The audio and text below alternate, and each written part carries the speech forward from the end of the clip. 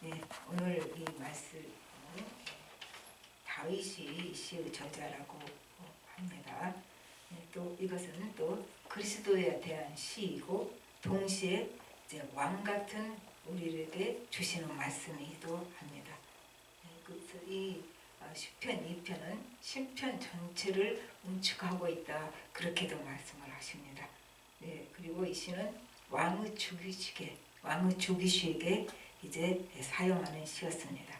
우선 1절부터 3절까지는 하나님의 통저에 반역하는 세상에 대해서 나옵니다.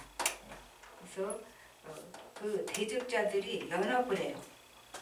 이방 나라들이 이렇게 연합을 하는데, 그 연합을 해서 하나님과 대적하는 것은 누가복음 23장 11절 12절에 예수님에 대한 태도에서 더 잘 나타납니다.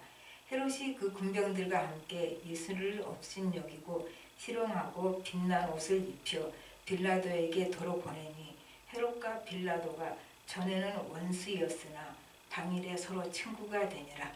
이게 하나님을 대적하는 사람들이 연합전선을 편다는 얘기죠.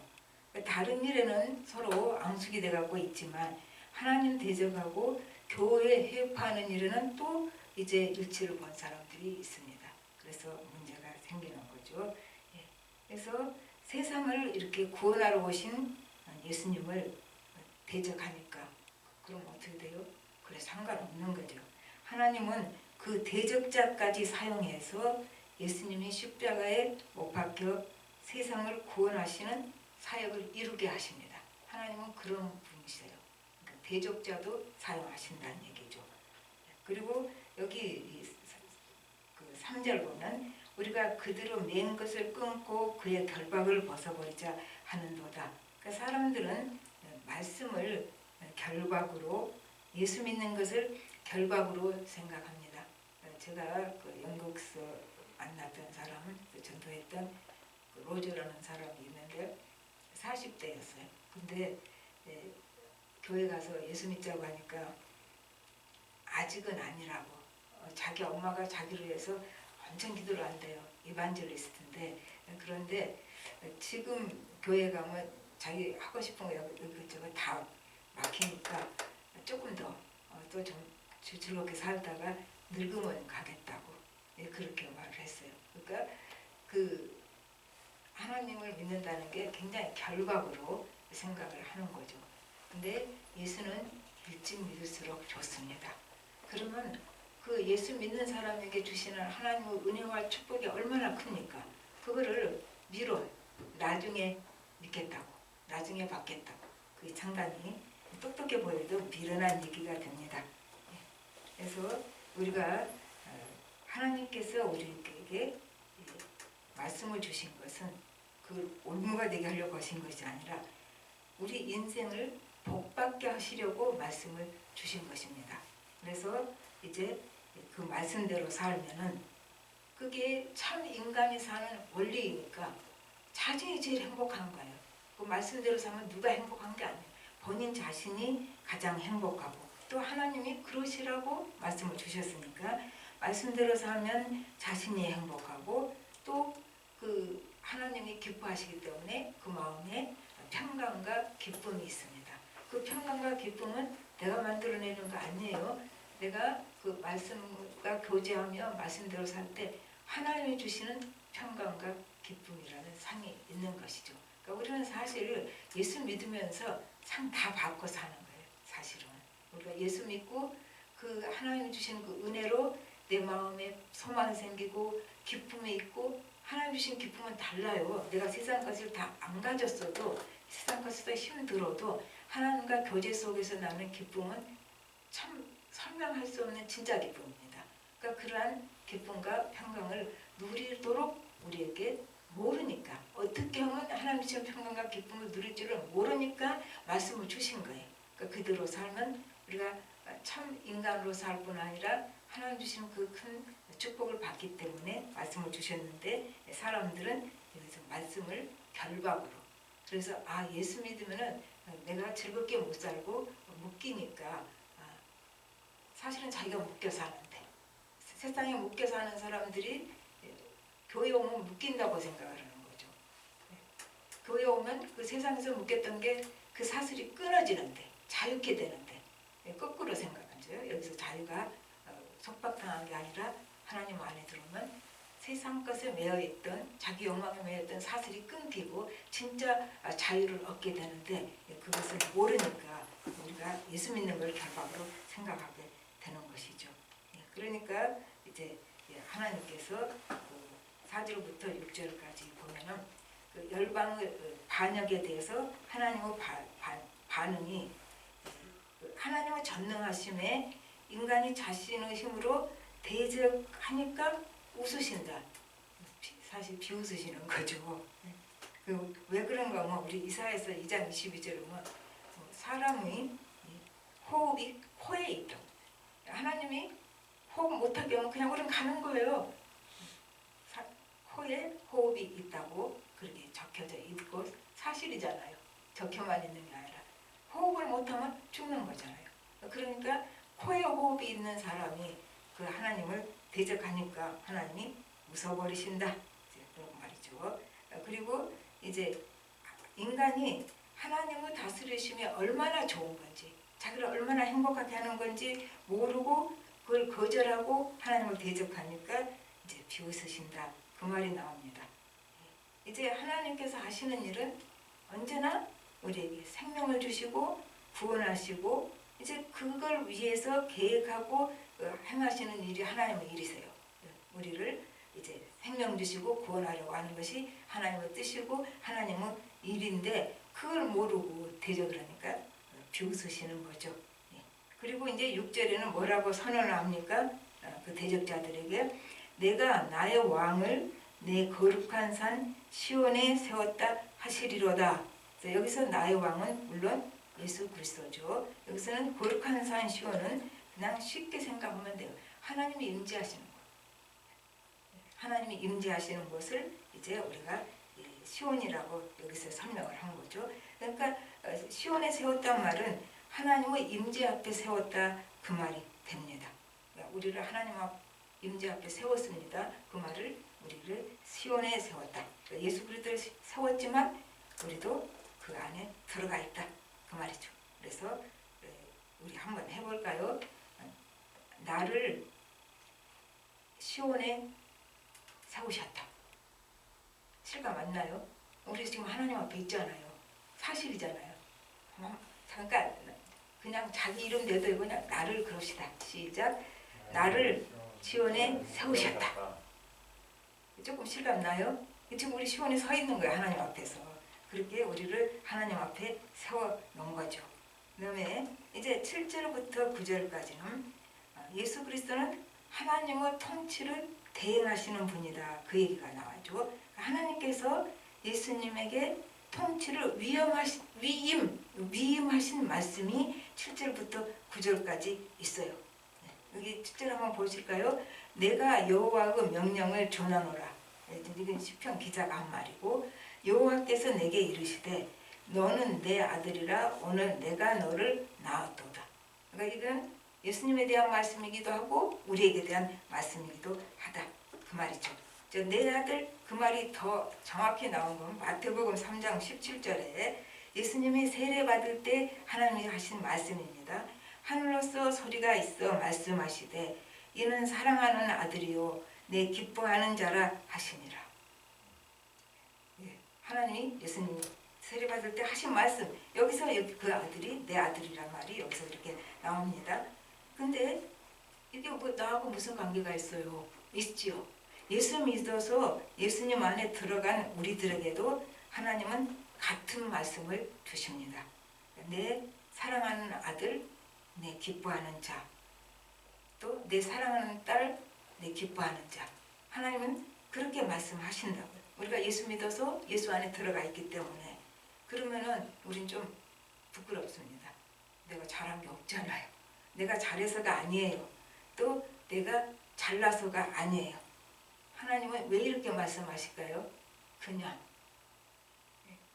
사랑은 조건이 없는 거예요. 그냥 이거 내가 하는 거 보고 하나님이 너 이런 거 한 거 보고 내가 사랑한다고 우리 아무도 사랑 못 받아요. 그냥 하나님이 사랑하시니까 우리는 진짜 복 받은 사람. 그냥 우리 있는 그대로 사랑하시니까 나의 사랑하는 아들 기뻐하는 자, 나의 사랑하는 딸 기뻐하는 자다. 이 음성을 우리가 들을 수 있어야 돼요. 어떠한 시련 가운데도 하나님이 나를 사랑하는 아들, 사랑하는 딸, 나를 기뻐하신다고 말씀하신다. 그것을 우리가 들어야, 그러면 고난이 두렵지 않고 담대해지는 거죠. 하나님이 나를 사랑하시고 기뻐한다는데 누가 나를 대적하겠는가. 그래서 우리 담대함이 우리 교만이나 내가 힘으로 밀어붙이면 되지, 결단이나 그게서 생긴 게 아니에요. 하나님이 나를 사랑하시니까, 나를 돌보시니까 거기서 기쁨이 또 담대함이 나오는 거죠. 그리고 여기서 오늘 내가 너를 낳았다. 오늘 그 이상하잖아요. 내가 너를 낳았음을 오늘 내가 선언하였다. 그 뜻이에요. 하나님 우리를 만드셨잖아요. 그걸 오늘 선언하셨다. 그걸 왜 오늘이라고 했을까요? 하나님의 시간은 언제나 오늘입니다. 현재. 하나님은 시간을 초월해 계시기 때문에 하나님의 시간은 언제나 현재다. 오늘이다. 그래서 오늘 내가 너를 이제 낳았다고 선언했다. 그렇게 표현을 한 겁니다. 우리가 시간 문제에 있어서는요, 이해가 안 돼요. 우리는 시간에 속해 있기 때문에, 하나님은 시간 위에 계시기 때문에 하나님의 시간에 대해서는 우리가 이해가 안 될 때가 있습니다. 어쨌든 간에 하나님이 우리를 하나만 알아야면 돼요. 내가 너 만들었어. 내가 너 낳았어. 너는 내 작품이야. 그것만 알면 되는 거죠. 그 다음에 이제 8절에 보실까요? 내게 구하라. 내가 이방 나라를 내 유업으로 주리니 내 소유가 땅 끝까지 이르리라. 지금 이게 예수님에게 하나님께서 하신 말씀이에요. 그게 마태복음 28장 18절에는 이렇게 예수님께서 선언을 하십니다. 공표를 하시는 거죠. 예수께서 나와 말씀하여 이르시되 하늘과 땅의 모든 권세를 내게 주셨으니, 여기서는 하나님께서 예수님에게 주셨다고 말씀하셨고, 이제 예수님은 신약에서 하나님께서 이 땅들을 내게 위임했다고 지금 선포를 하신 거예요. 짝이 딱 맞잖아요. 그것을 예수님이 마태복음에서는 선포를 하신 거죠. 그리고 하나님께서 또 뭐라고 그래요? 내게 구하라. 예수님께 말씀하시는 거죠. 내게 구하라. 이제 이 말씀대로 로마서 8장 35절에 예수님께서 하나님 우편에 계셔서 우리를 위해서 간구하시잖아요. 내게 구하라고 하신 대로. 그래서 그 대구가 이제 로마서 8장 35절에 나와 있는 거죠. 그 다음에 9절을 보십시다. 내가 철장으로 그들을 깨트리며 질그릇같이 부수리라 하시도다. 이 철장은 홀이라고도 번역할 수 있어요. 그러니까 백성을 보호하시고 다스리는 홀. 동시에 뭐예요? 심판도 하죠. 홀을 이렇게 내리면 죽잖아요.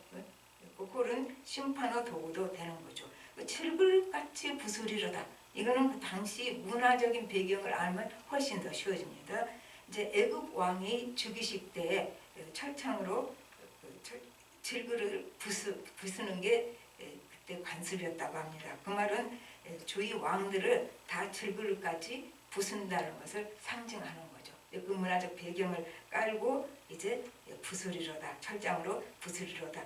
그 말은 대적자들을 이제 심판하신다, 그런 얘기가 되겠습니다.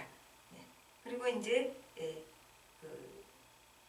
10절부터 12절까지는 시편 기자가 권면을 합니다. 그 위에는 하나님이 예수님께 하신 말씀이고, 여기는 시편 기자가 그 우리들에게 얘기하는 거죠. 여기선 11절에 보면은 여호와를 경외함으로 섬기고 떨며 즐거워할지어다. 이것은 이렇게 번역도 됩니다. 두려워하는 가운데 야훼를 섬겨라. 그리고 두려움 안에서 즐거워하라. 그러니까 두려워하는 마음, 이게 두려움보다 막 벌벌 떠는 것보다는 경외죠. 경외하는 마음으로 하나님을 섬기고 또 그 경외하는 마음으로 하나님을 즐거워하라. 그렇게 권면을 합니다. 시편 기자가. 근데 이 말은 시편 37편 4절에 보면은요. 여호와를 기뻐하라. 그가 내 마음의 소원을 내게 이루어지리라. 하나님을 기뻐한다는 것이 얼마나 좋은 것인가를 보여주죠. 이제 그 모든 염려를 하나님께 맡기고 하나님을 온전히 자신을 들여서 경배하는 것, 이것이 하나님을 기쁘게 해드리는 거죠. 자신을 들여서 하나님을 경배하는 것, 그 하나님을 기뻐하는 자, 그래서 하나님을 기쁘시게 하는 자. 말이 됩니까? 내가 정말로 하나님을 기뻐하는 사람은 하나님을 기쁘시게 하는 자예요. 그래서 하나님을 기쁘시게 하는 자는 뭐라고 그랬어요? 여호와를 기뻐하여 다 그가 네 마음의 소원을 이루어지리라. 우리가 하나님을 기뻐해서 하나님을 기쁘시게 하는 자는 하나님께서 우리 마음의 소원을 이루어 주신다. 무조건 내 욕망 이루어진다 그런 의미는 아니죠. 하나님을 기뻐하고 하나님을 기쁘시게 하는 자는 그 마음이 원하는 것이 하나님의 마음과 같아요. 당연히 이루어지죠. 우선 내가 원하는 것이 하나님이 원하시는 것인가가 되면은 그건 당연히 이루어지는 거잖아요. 그럼 내가 원하는 것이 하나님이 원하는 것이 된다는 것은 내가 하나님을 기뻐하는 자, 또 내가 정말 하나님을 기쁘게 해드리고 싶은 자예요. 그 사람이 내가 원하는 것은 하나님 원하는 것과 같아지는 거죠. 마음이 같아지는 거죠. 하나님 마음과. 그랬을 때 그 소원이 다 이루어진다는 얘기가 됩니다. 그런데 12절은 또 재밌는 말이 나옵니다. 그의 아들에게 입맞추라. 그렇지 않냐면 진노하심으로 너희가 길에서 망하리니 그의 진노가 급하심이라. 여호와께 피하는 모든 사람은 다 복이 있도다. 그랬어요. 입을 맞춘다는 것은 이제 친밀감을 나타내는 거죠. 또 발에 입 맞추는 건 순종을 나타내는 것. 그리고 손에 입 맞추는 건 경배를 나타내는 것이고 볼에 입 맞추는 것은 환영을 나타내는 말입니다. 그런데 여기서 입 맞추는 거잖아요. 그러니까 이렇게 입 맞출 때 하나님의 아들을 받아들이고 사랑하고 경배하고 순종하는 자. 그 말은 하나님과 친밀한 관계를 가지는 자는 이제 복이 있다. 그 말이죠. 친밀한 관계를 가지는 것 자체가 복이죠. 사실은. 그런 사람이 복이 있다. 그리고 하나님을 대적하는 자는 철장으로 멸망신. 앞에 철장 나왔잖아요. 질그릇같이 부수리로다. 해서 여기서는 하나님을 대적하는 자는 철장으로 멸망시킨다. 12절 마지막 절 우리 합독하십시다. 여호와께 피하는 모든 사람은 다 복이 있도다. 시작. 여호와께 피하는 모든 사람은 다 복이 있도다. 참 하나님은 공평하셔요. 모든 사람, 열심히 교회에 나온 사람만 아니에요. 맨날 기도하는 사람만도 아니에요. 신앙이 그저 신랄같이 하나님을 인정하는 마음만 있어도 하나님께 피하는 자는 다 복이 있도다. 그러니까 정말 믿음이 좋은 자는 복이 있도다. 그렇게 말씀 안 하신 게 우리에겐 참 복입니다. 그냥 여호와께 피하는 자, 모든 사람을 통틀어서 그런 사람은 복이 있다. 이렇게 말을 합니다. 네, 말씀 맺어봅시다. 이제 왕위 즉위식 때 이제 낭송된 시라 그랬잖아요. 그래서 우리가 무언가를 마음먹고 좀 하려고 하면은 일이 쫙 풀려요? 아니에요. 예수 믿는 사람은 다 알아. 무언가 마음먹고 시작하려고 하면은 성령님이 그냥 일사천리로 풀어준 것이 아니라 뭔가 대적자가 생겨가지고 거꾸로 걸려요. 기도하게 하시려고 그러는 거겠죠. 그리고 사단은 하나님을 믿는 자, 하나님께 속한 자라도 어떻게 해서든지 막아요. 그게 사단의 임무예요. 하나님과 우리 관계를 끊어놓는 게. 그래서 우리가 뭔가 이제 마음먹고 착 기도하고 딱 하려고 하는데 대적자가 생기고, 그러니까 그 대적자 때문에 좌절이 오고 실망이 오고, 우리 그런 일들 많잖아요. 시작하니까 쫙 다 풀려요. 모든 것이. 저는 그런 적이 없었던 것 같아요. 항상 걸렸어요. 항상. 그러나 결과는 항상 좋았어요. 그래서 이제 그게 경험이 쌓이니까 걸려도 겁 안 나. 그래도 결과는 좋다. 그래요. 그러니까 지금 이게 뭔가 시작을 하고 지금 왕위 즉위식인데 이게 대적자가 생기잖아요. 문제가 생겨. 그러나 이제 좌절, 절망이 생겼지만은 이때 우리가 어떻게 해야 되느냐? 그 대적자들하고 미워하고 싸우라 그런 얘기가 아니에요. 하나님께 우선 피하십시오. 근데 피할 곳을 제대로 찾아야 돼요. 세상에서 그렇게 하면 안 되는 것이고 어쩌고 방해하는 온갖 시끄러운 말들이 있습니다. 그리고 또 비방하는 말이 있습니다. 그런 의도가 아니고 나는 진짜 순수한 의도로 했는데 다른 의도를 가지고 있는 것처럼 비방하는 말, 이런 말을 들으면 우리가 좌절하고 실망하죠. 그러니까 그런 말 듣지 말고 우리가 이런 대적자가 생기고 좌절과 실망이 생길 때는 그냥 하나님께 쫙 피하면요, 하나님은 절대로 좌절 안 시키십니다. 우리를 격려해주고 위로를 해주시고, 그래서 그 위로 말을 우리가 듣게 하시는 거예요. 뭐를 통해서? 말씀을 통해서. 또 성령의 감동으로 우리 마음속에 알 수 있어요. 그러니까 우리가 피할 때를 잘 찾아야 돼. 누구 가서 그거 별로 도움 안 돼요. 이게 저 사람 기도 많이 하니까 기도 요청해야지. 그러지 말고 자기가 먼저 하나님께 피하십시오. 기도로. 자기 기도가 누가 해주는 기도만큼 강하겠습니까? 누구 자녀를 위해서 막 기도를 하다고 맡기면 당신이 그 자녀를 위해서 기도하는 그 마음만큼 내가 강하겠냐? 물론 그 마음으로 난 하지만 그래도 내 마음에 당신이 하는 그 기도가 더 세지, 그 마음이 듭니다. 그러니까 무슨 일이 생기면 기도 요청부터 해야지 그러지 말고 자기가 먼저 하나님께 피해서 기도를 해야 된다. 이제 그 말이죠. 제가 그 하나님의 임재 연습이라는 책이 처음에 나왔을 때 정말 감동받았어요. 평신도 수도사가 이제 로렌스라는 형제인데, 근데 나중에 그 수도 원장이 그걸 훨씬 보강시켜서 다시 썼는데 그 맛이 안 나요. 굉장히 투박하고 그렇게 지적이고 그것도 아니고 정말 그 한 영혼이 하나님과 관계 속에서 하나님을 사랑하고 하나님의 사랑을 받고 깊은 교제 속에서 그 한 영혼이 순수하게 보석처럼 그 빛나는 모습이 우리에게는 정말 감동이었거든요. 근데 수도 원장이 나중에 훨씬 배가해서 늘어났는데 나는 그 수도 원장은 관점도 거기 들어간 것 같아. 그러니까 희석다 그랬어요. 그래서 그 두 번째 읽을 때는 처음에는 순수한 영혼과 딱 1대1로 마주한 느낌이 들었는데 그 남이 해설까지 섞어서 해놓으니까 이게 베일을 하나 두고 읽는 것 같은 느낌이 들었습니다. 그러니까 우리가 하나님 관계에서도 이렇게 나 그 책 읽으면서도 그랬어요. 하나님과 관계에서도 뭐를 자꾸 사이에 집어넣으면 안 되는구나. 누구를 끼워 넣어가지고 이렇게 하나님께 내가 더 가까이 가려고 그러지 말고 그냥 직접 하나님께 나가십시오. 그 로렌스가 한 말이 있습니다. 우리 영혼이 잠깐 동안 세상의 모든 염려들을 내어버리고 그분을 경배하는 것보다 더 그분을 위해 해드릴 수 있는 것이 무엇이 있겠는가? 하나님께 간절하게 예배드리는 것, 그 성령의 감동으로 성령님과 더불어서 함께 그 십자가 보혈을 보면서 이렇게 드리는 그 예배보다 우리가 하나님께 더 해드릴 수 있는 게 뭐 있겠느냐 거죠. 예배는 참 좋은 거예요.